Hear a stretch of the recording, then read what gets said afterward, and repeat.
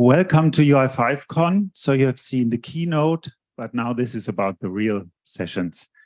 My name is Oliver Greff. I'm product manager for UI5, and I want to introduce Simon Coen. Simon is senior developer with j&s-soft.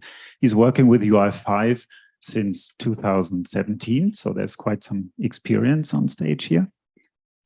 And he's focusing on test tools, test automation. And one thing I know about Simon is that since he's 3 years old, he's with the Boy Scouts, the Pfadfinder. And one rule with the Boy Scouts is that when you go to a campsite and you leave a campsite, you should leave it better, cleaner than it was before.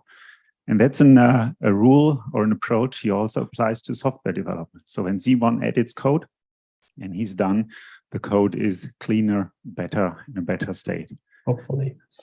And I think that's also what we're going to see here at UI5con, because once Simon leaves, we all should be a bit more clever, a bit more smart, because we're going to learn about MockServer for OData v4 applications. Thank you, Simon. Thank you very much, Oliver, for the great introduction.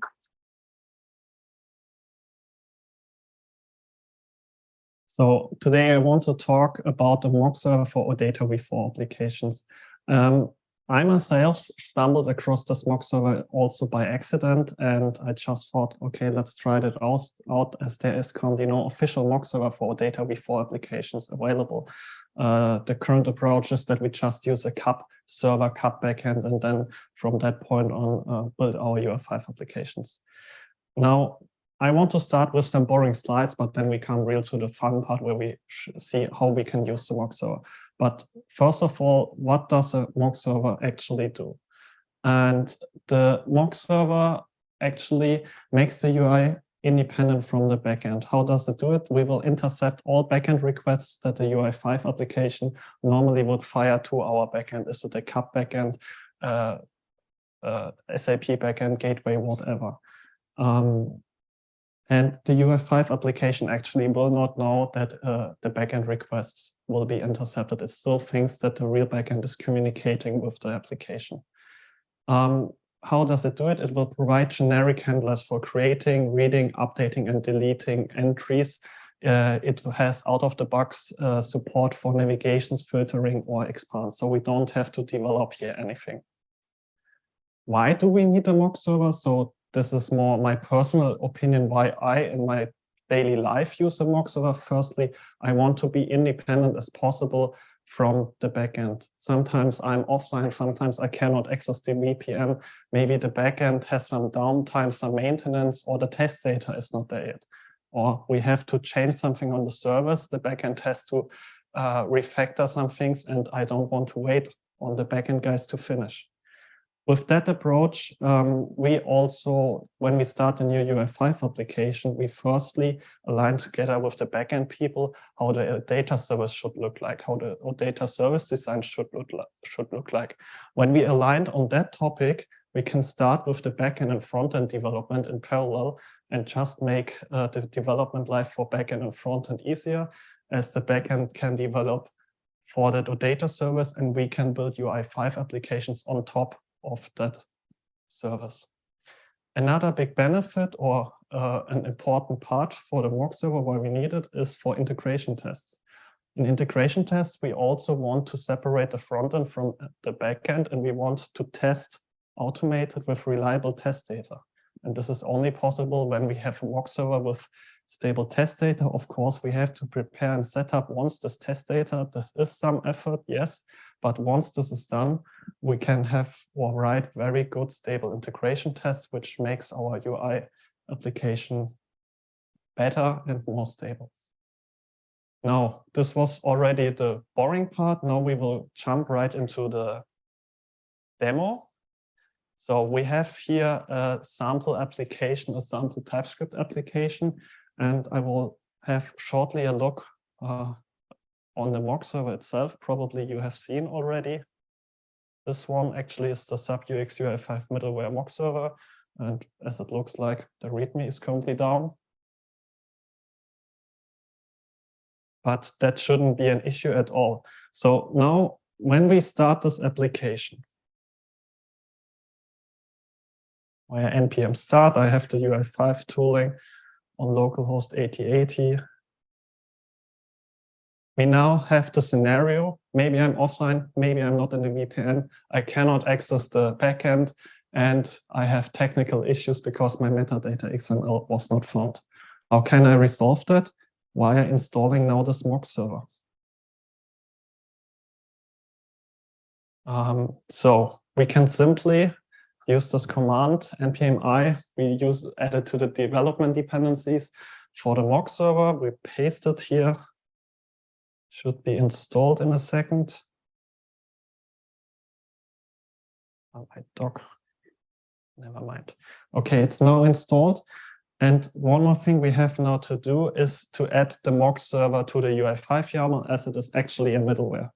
Thanks to the UI5 tooling version 3, we don't have to add additional UI5 dependencies in the package JSON anymore. So we can simply add this middleware to my UI5 YAML under my UI5 tooling transpile task that we also heard about in the keynote. Let's make the format right. And now we have to configure some things.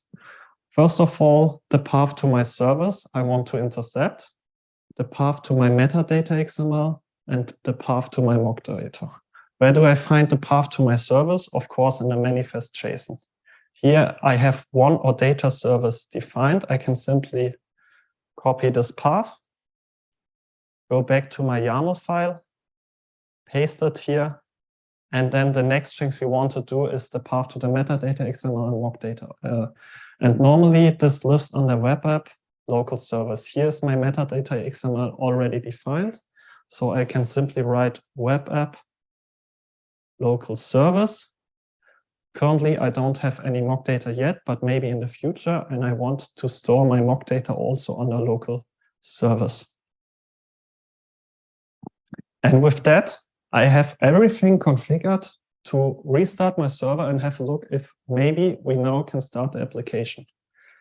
So I will stop the UI5 tooling local web server, restart it, reload hopefully.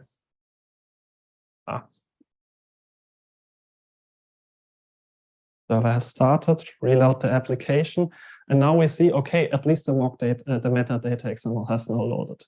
Now, if we go to the detail page, as you see, this is a demo TypeScript application, nothing too complicated. When we navigate to the other page, we see now some data, but this is not meaningful data for now, because this is generated by the MockServer with the help of the generate mock data function.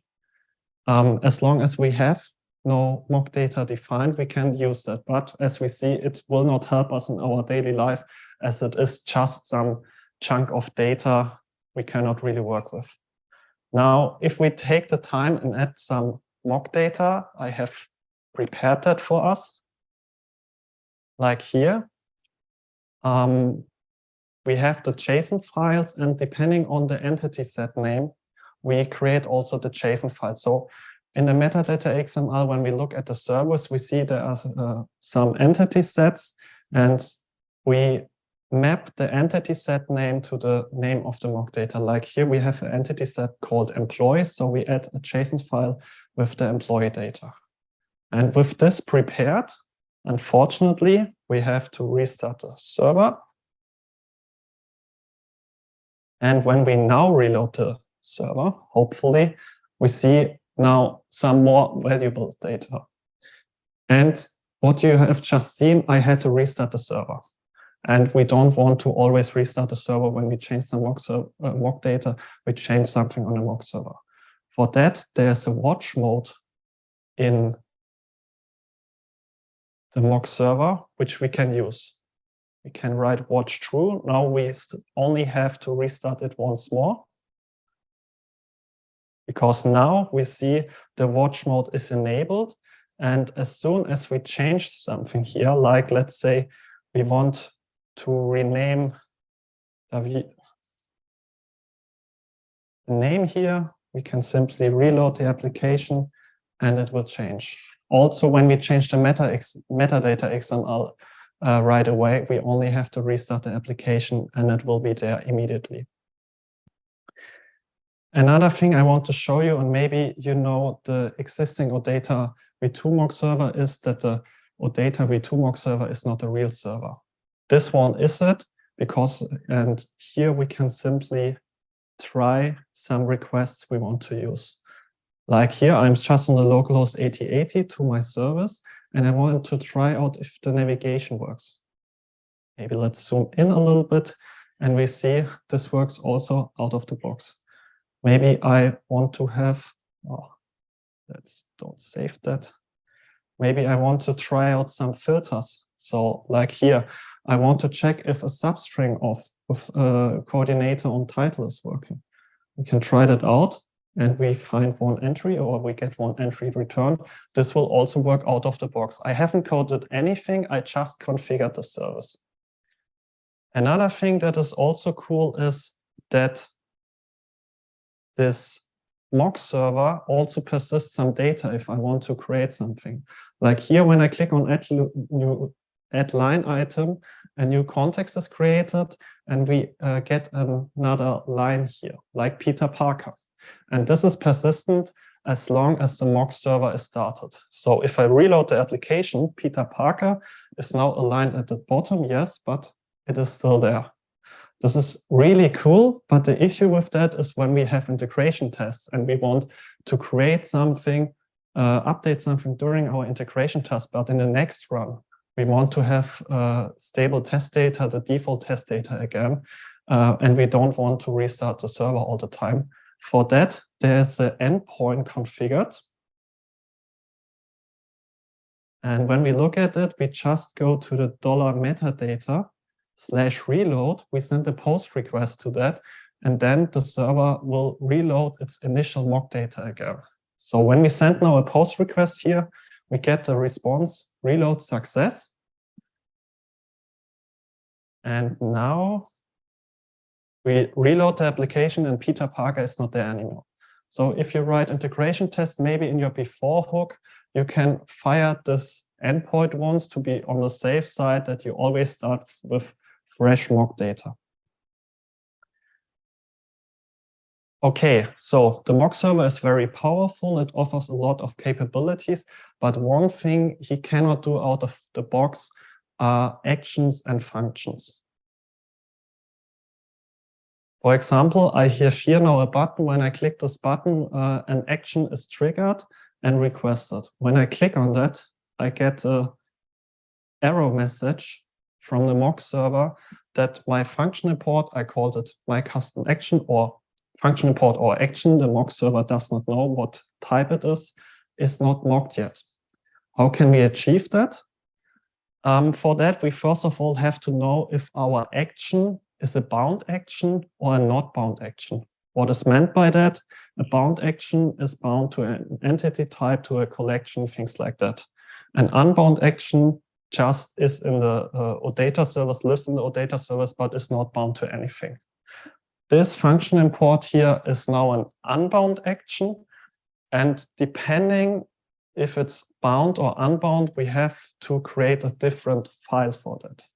For unbound actions, so all actions that are not bound to anything specific, we have to create a so-called entity container JS or TypeScript file. I have also prepared that. So under mock data, we create an entity container JS file. If it is a bound action, for example, this action is bound to the employees entity set, we would have to create a JavaScript or TypeScript file with the name employees.js. or TypeScript. Now, when we look at that, I already created a hook. There are hooks available. For example, this execute action hook. And this will be called when an unbound action or function is executed. We can quickly write a simple statement here, test. And what we can also do, we can open a debug terminal at a breakpoint here. Now, fortunately, we have to restart this once more. Debugger is attached. Let's reload the application and let's click on fire action. And we are in that hook. Now, what we see here, we have some properties. Action definition is one of the most important ones. Here we see also the name of my custom action, because in this execute action, all different functions and actions will be, the hook will watch for all possible functions and actions that are there. And maybe with an if statement, with some other conditions, we have to separate these ones. Now, currently, I only have one action, so I don't care about that for now. Now, what do I want to do with this action if this is called?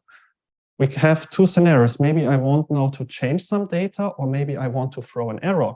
This is also possible.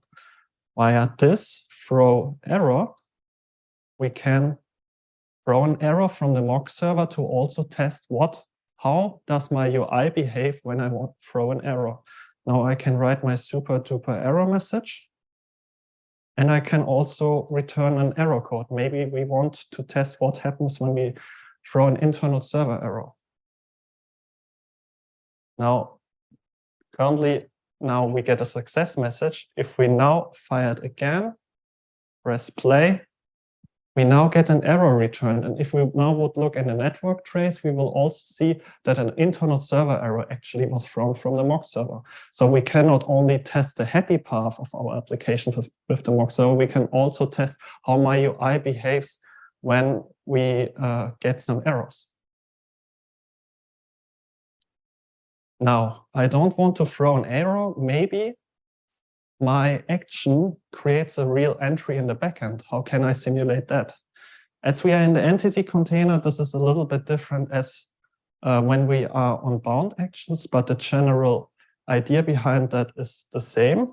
I have to get a so-called entity interface. In general, what this does, it will give me,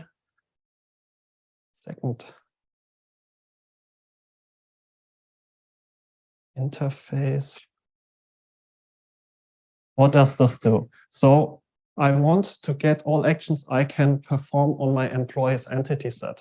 To do that, I simply tell it, okay, give me the entity interface of the employee's entity set. And after I have received it, I can perform an add entry on that action. I know it has an employee ID. Let's say this is 10. And I know it has a property first name. And let's call that UI5con. I will save that. Maybe I remove the breakpoint here as well. And see, let's see if it's working. It should work. No, because it's behind the so-called base. The documentation for that is still a little bit tricky to understand, or the API. Let's try it again. Okay, I did something wrong. Never mind. In general, when I now click on this button, the entry should be added, and we can reload the application, and the UI5con entry is there. We can also update whole entity sets. We can delete entries and so on. So a really cool thing. And the last thing I want to show you is that this server does not only work with OData v4 applications, but actually I tried it out. The server works also for OData v2 applications. So we don't need two mock servers there anymore, two different kind of mock servers. The old mock server with Silent.js and the new mock server as an additional middleware. And I can also show you that. Maybe you know the standard shopping cart application in the demo kit. What I just did here, I added this mock server here. I removed the init mock server dependency, just called component support directly, and started the server. And we can quickly also look at the manifest JSON, that this is a real OData v2 service. We go to the application, we can reload it, and we can see that it is working out of the box. We can also have a look at the network trace here as well.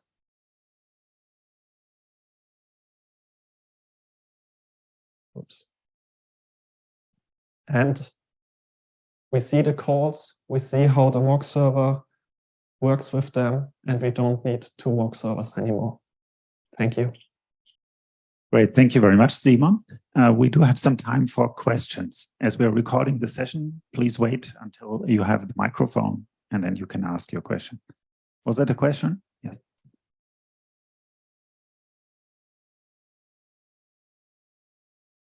Okay, so OData v4 for basically, for most SAP frameworks is being used together with Fiori elements, which primarily use OData draft. So I would like to know if it supports OData draft. So personally, I never worked with OData draft together with this MockServer, but what I know originally, this MockServer was developed for Fiori elements OData v4 applications, actually, as we see it in its name, sub Fiori elements MockServer. So I think it will work, but I'm not sure. I think you were next. Yeah, hello. So we've been playing around a bit with it as well, and we had an issue with dollar value requests.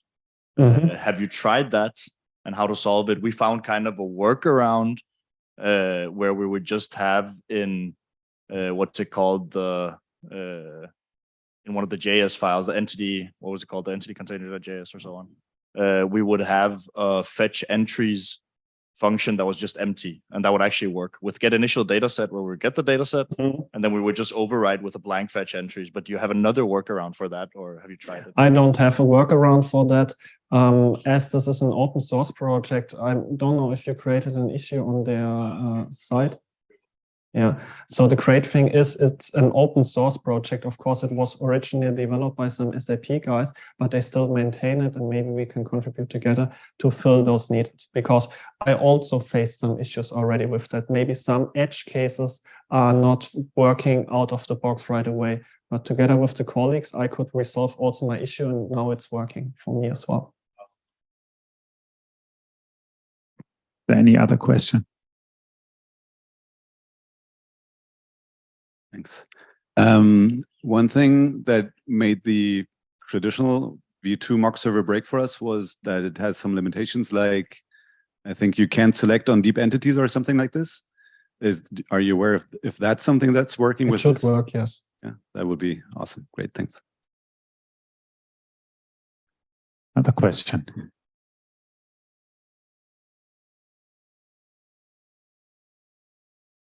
Hi. How does it integrate with OPA5 tests? Because I remember you have to do something like before key units start the MockServer by hand.